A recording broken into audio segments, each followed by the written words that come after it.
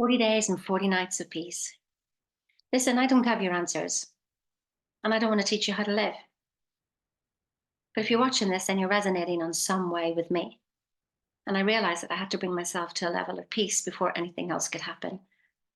I'm having to deal as well with my two children, bringing what I would call not peace to their lives and saying to them, I don't have your answer. And you can go and you can see counselors and you can see other people and you can do this and you can do that and you can do other.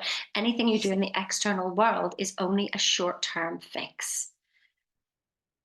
You're not alone. And it wasn't until that I had to tell my children that I really started to feel that myself, that obviously everything I say is a message from me anyway. You are not alone. Now, if you have to be brought to your knees to understand this unconditional love where you have nothing, is when you realize that you have everything. You are not alone. I mean, people talk about, Christ consciousness. What does that mean? And that means, well, who was the one person who understood God? Who was that one person? I mean, it doesn't matter whatever religion, whatever name, Muhammad, Jesus, and whatever else. Excuse my ignorance here. But the one that I was brought up with was Jesus, and it was just like, well, he didn't exist, and and more or less beaten over. You should be like this, you should be like the other. But what if, so like my mum and my two brothers have passed away over the last 3 years, but they're still here, but I just can't see them. They're just in a different form. I'm only the 0.00001%. They're in the 99.99999% that I can't see. Well, so was Jesus. And so if you look at that Christ consciousness, what did that mean? We are one. We're all the same. None of us are special, but we are all very, very unique. So rather than trying to be someone else or how can I make this happen? What about just asking for help?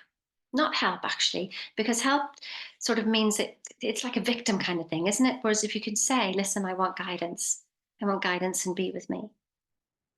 Now, my son today, prayed for the first time since he was a child.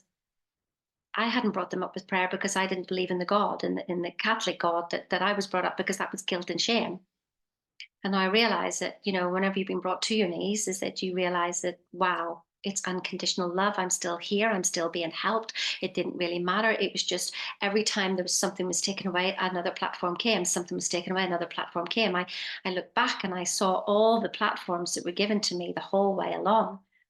I realized I was never alone, that there are, well, you could say Jesus or whatever it is that you want to have, but you can ask them for help and guidance.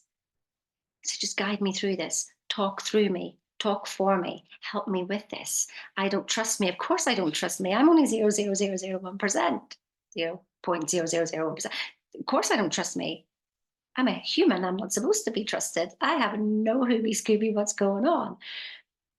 But I do trust that which created me. I do trust that. Life, God, universe, source, infinity herself. She thought this Sheena was a good idea. She thought you were a good idea. Yeah. Why not sit with that? Sit with the nothingness of who you are, is when you'll see that you are everything and you're not alone. You're not alone. Just reach out and ask for guidance and see what comes through. Have a good day. Cheerio now.